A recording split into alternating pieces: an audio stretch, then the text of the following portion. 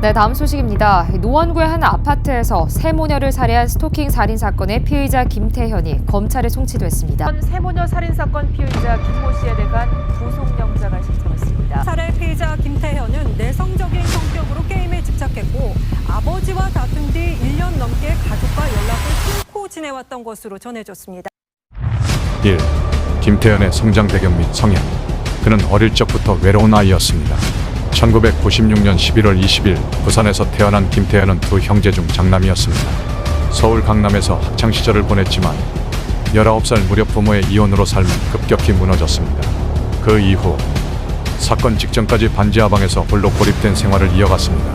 겉보기엔 조용하고 평범했지만 그 속은 이미 일그러져 있었습니다. 2015년 온라인에서 성적 욕설로 모욕죄 벌금 30만 원, 2019년엔 여성 화장실을 침입 벌금 200만 원, 2020년에는 미성년자에게 성적 음성 메시지 또 벌금 200만 원. 전과 3범의 성범죄자 김태현은 이미 그날을 향해 달려가고 있었습니다. 사회와 단절된 그는 범죄와 거짓으로 스스로를 구성해갔습니다. 아르바이트를 하던 PC방 사장은 그에게 무료 음식을 제공했고 기계도 공짜로 쓸 수 있게 해줬습니다. 하지만 김태현은 그 고마움에 현금 절도로 보답했습니다. CCTV에 찍힌 절도 영상. 그는 다 잡히고도 경찰 고발조차 당하지 않았습니다. 그저 다시는 오지 말라는 말만 듣고 쫓겨났습니다. 지인들에 따르면 그는 늘 외롭고 눈치를 보고 관심을 갈망했습니다. 어릴 적 유치원 선생님조차 그 아이가 많이 우울했었다고 증언했습니다. 성인이 된 뒤에도 연락이 뜸했던 친구들에게 갑자기 집에서 자고 가도 되냐고 말하곤 했습니다. 사생활 침해와 타인에 대한 배려 없는 접근은 일상적이었습니다. 군대에선 좀 더욱 기질, 학교에선 혼자 있다 갑자기 분노 폭발, 게임 세상에선 무분별한 중독과 몰입, 지적 능력이 떨어졌던 것에 대한 열등감을 관심으로 보상받으려 했던 남자. 거절당하면 분노했고 분노는 돌발 행동으로 번졌습니다. 2. 김태현과 피해자의 만남 집착의 시작. 김태현은 피해자 A씨와 2020년 11월경 온라인 게임 리그 오브 레전드를 통해 처음 알게 되었습니다.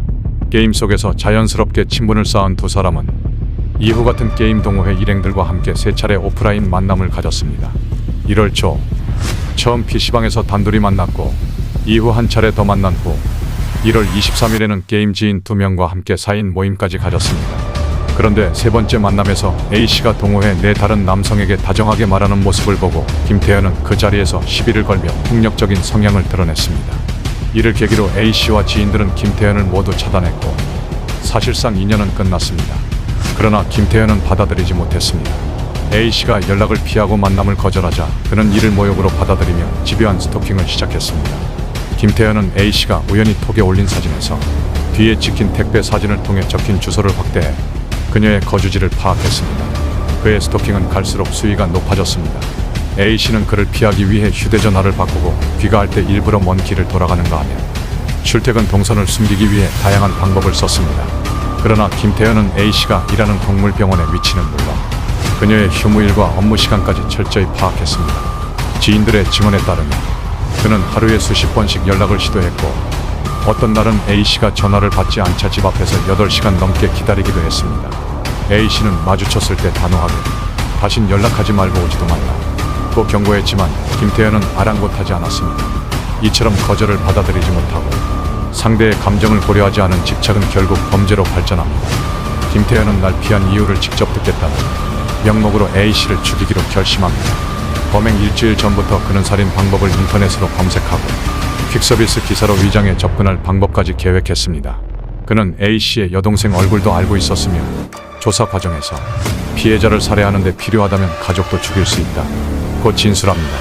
이 말은 단순한 협박이 아니라 이미 머릿속에는 살해 계획이 치밀하게 세워져 있었다는 증거였습니다. A씨는 끝까지 저항했습니다. 번호를 바꾸고 우회 귀가를 하고 주변인에게 불안함을 털어놓으며 끝까지 벗어나려 했습니다. 그러나 김태현은 그런 노력보다 더 집요했고 더 위험했습니다. 김태현의 삐뚤어진 집착은 결국 참혹한 비극으로 향해 치닫고 있었습니다. 3. 범행 치밀하게 계획된 살인. 2021년 3월 23일 오후 3시경 김태현은 집을 나섰습니다. 그는 곧장 노원구 중계동 피해자의 자택 인근으로 향했고 오후 5시경에는 피해자가 자주 가던 PC방을 찾았습니다. 그러나 게임을 하지 않은 채 20분가량 주변을 탐색만 하며 앉아 있었습니다. A씨의 동선을 마지막으로 점검하려는 의도였습니다. 그는 근처 슈퍼마켓에 들어가 흉기를 하나 훔쳤습니다.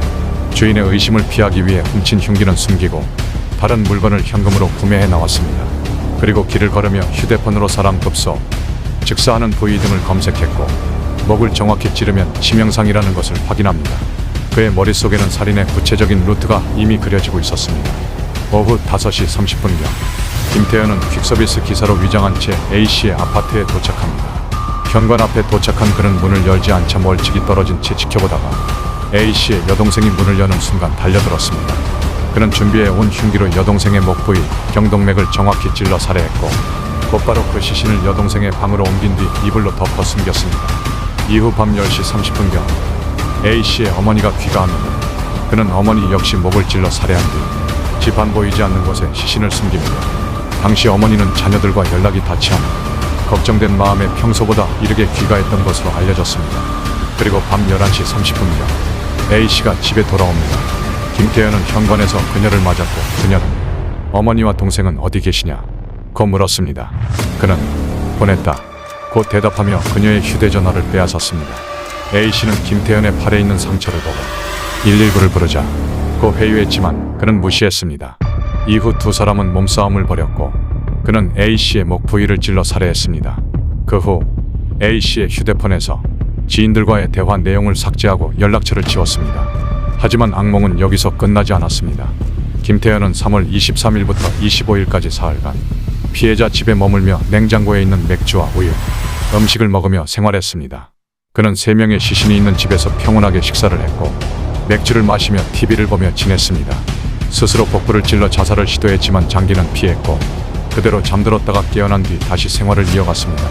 A씨의 친구는 그녀가 약속에도 나오지 않고 연락도 닿지 않자 이상함을 느꼈고 이상한 남자가 집에 찾아왔다 는 그녀의 말을 떠올려 경찰에 신고했습니다. 그 신고가 없었다면 김태현은 그 집에 더 오래 머물며 무엇을 저질렀을지 아무도 알 수 없었습니다. 피해자 A씨는 누구에게나 친절하고 따뜻한 사람이었습니다. 언제나 먼저 인사하고 배려 깊은 말과 행동으로 주변을 환하게 만들었죠. 조용히 자기 일에 최선을 다하며 힘든 상황에서도 책임감 있게 임하던 성실한 사람이었습니다. 그녀는 사람들과 잘 어울리는 분위기 메이커였고 누구에게나 편안한 존재였습니다. 책임감이 강하고 진심 어린 태도로 주위 사람들의 신뢰를 받아왔습니다. 지인들은 항상 남을 먼저 챙기던 친구였다 고 회상했습니다. 하지만 그런 친절함과 따뜻함이 누군가에게는 왜곡된 감정의 씨앗이 되었습니다. 모두에게 열린 마음으로 대했던 A씨의 태도는 김태현에게는 착각과 소유욕으로 뒤바뀌어 비극적인 범죄의 표적이 되고 말았습니다. 실제로 김태현은 자신과 A씨가 연인 사이라고 주장했습니다.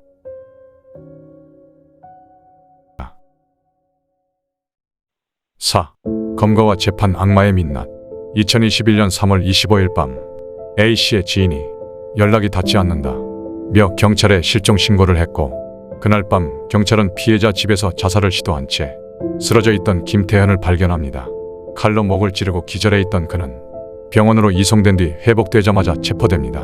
4월 1일 경찰은 김태현의 자택을 압수수색했고 가족은 단 이틀 만에 황급히 이사를 감행하며 잠적했습니다. 4월 4일 김태현은 구속됐고 4월 9일에는 서울 도봉경찰서 포토라인 앞에 모습을 드러냅니다. 그는 스스로 마스크를 벗고 기자들을 하나하나 정면으로 응시하며 말했습니다. 팔 좀 놔주시겠어요? 그리고 무릎을 꿇은 채 죄송합니다 만 반복했습니다. 진심 어린 사죄가 아니라 스포트라이트를 즐기는 듯한 장면이었습니다. 이수정 교수는 카메라 앞에서 연습한 듯한 쇼였다 고 평가했고 오윤성 교수 역시 자존감은 낮지만 관심받고 싶어하는 성향이 극적으로 드러났다 고 말했습니다. 경찰 조사에서 김태현은 A씨가 나를 차단해 화가 났다 고 범행 동기를 밝혔고 스토킹을 한 이유는 날 피한 이유를 듣고 싶어서였다 고 진술했습니다. 6월 1일 첫 공판에서 김태현은 여동생은 우발적, 어머니는 자포자기 상태에서 죽였다 고 주장했지만 6월 4일 유족이 공개한 여동생 휴대폰 문자 기록에서 김태현이 어머니에게 여동생인 척 문자를 보낸 사실이 드러나며 거짓임이 밝혀졌습니다. 6월 29일 검찰은 130여 개의 증거를 제시하며 치밀한 계획범죄였음을 입증했고 9월 6일 4차 공판에서도 김태현은 급소를 찔렀지만 살해 의도는 없었다 주장의 방청석에선 야유가 쏟아졌습니다. 그날 피해자 A씨의 이모는 법정에 서서 이렇게 말했습니다. 죄의 무게를 모르는 이 파렴치한 인간은 반성문만 쓰고 있다. 피고를 죽이고 싶고 같은 공기를 마시는 것도 끔찍하다. 제발 이 세상에 다시는 못 나오게 해주세요. 2021년 9월 13일 검찰은 사형을 구형했지만 10월 12일 1심 재판부는 무기징역을 선고했습니다. 유족들은 법정에서 오열했고 재판장은 분노와 절망으로 가득했습니다. 이후 양측은 항소했고 2022년 1월 19일 2심 재판부는 이 형은 가석방 없는 절대적 종신형으로 집행되어야 한다. 는 이례적인 의견을 덧붙였습니다. 그러나 2022년 4월 14일 대법원은 형평성을 이유로 가석방 없는 종신형이란 해당 문구를 삭제한 채 김태현에게 무기징역을 최종 확정했습니다. 그 후 사회적 파장. 김태현이 퀵서비스 기사로 위장해 여성의 집에 침입한 사실은 사회 전반의 불안을 확산시켰습니다. 시민들은 택배나 배달 기사를 향한 신뢰가 흔들렸고 택배 기사들조차 잠재적 범죄자로 보일까 걱정된다. 몇 착잡한 심정을 전했습니다. 무엇보다 이 사건은 스토킹이 단순한 괴롭힘이 아닌 잠재적 살인범죄라는 사실을 환기시켰습니다. 이후 국회는 스토킹 처벌법을 통과시켰고 경찰은 피해 신고 즉시 출동하고 필요시 가해자를 즉각 체포할 수 있는 제도가 마련되었습니다. 재판부는 2심에서 가석방 없는 종신형을 언급했지만 대법원은 형평성 문제로 가석방 없는 종신형 해당 문구를 삭제한 채 무기징역을 확정했습니다. 이로 인해 사형제 존폐와 함께 가석방 없는 종신형 제도의 필요성이 뜨거운 논란이 되었습니다. 현재 우리나라에서 무기징역은 통상 25년, 30년이 지나면 가석방 대상이 될 수 있기 때문입니다. 스토킹은 단순한 괴롭힘이 아닙니다. 이번 사건은 법을 바꿨고 사회의 경각심을 일깨웠습니다. 그런데도 이런 중범죄자가 시간이 지나면 가석방 대상이 되는 현실, 과연 이것이 정의로운 형벌일까요? 그때 그 사건 그 후였습니다.